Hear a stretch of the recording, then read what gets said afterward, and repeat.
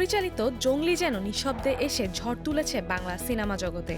দেশে মাত্র কয়েকটি প্রেক্ষাগৃহে সীমিত পরিসরে মুক্তি পেলেও দর্শকদের ভালোবাসা আর প্রশংসায় সিনেমাটি রীতিমতো রূপ নিচ্ছে এক সাফল্যের অভিযাত্রায়।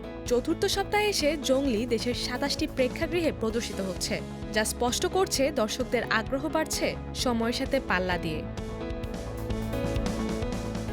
তবে শুধু দেশেই নয়, এবার সিনেমাটি উড়াল দিয়েছে আন্তর্জাতিক গন্তব্যে। উত্তর আমেরিকার কানাডা ও যুক্তরাষ্ট্রের ৩৩টি প্রেক্ষাগৃহে একযোগে মুক্তি পেয়েছিল ২৫ এপ্রিল। আর সেখানে মুক্তির পর প্রথম ৩ দিনেই সিনেমাটি আয় করেছে $৩৫,০০০। এক বাংলাদেশি সিনেমার জন্য এটি নিঃসন্দেহে গর্বের মুহূর্ত। তুলনা করে বলা যায়, সুপারহিট প্রিয়তমা সিনেমা প্রথম ৩ দিনে উত্তর আমেরিকায় ৪২টি হল থেকে আয় করেছিল $৪৪,০০০, আর জংলি ৩৩টি হলে নিয়েছে $৩৫,০০০। ব্যবধান খুবই সামান্য, কিন্তু সম্ভাবনার দিক থেকে বিশাল।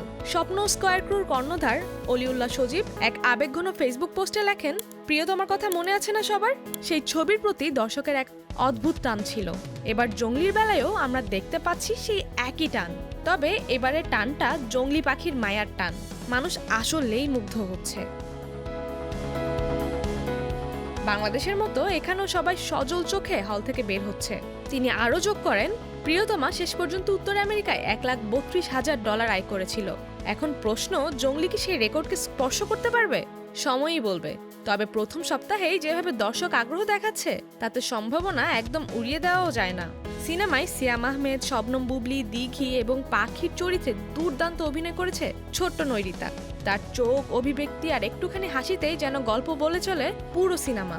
সিনেমা নির্মাণে ছিল টাইগার মিডিয়া ও MIB স্টুডিওস।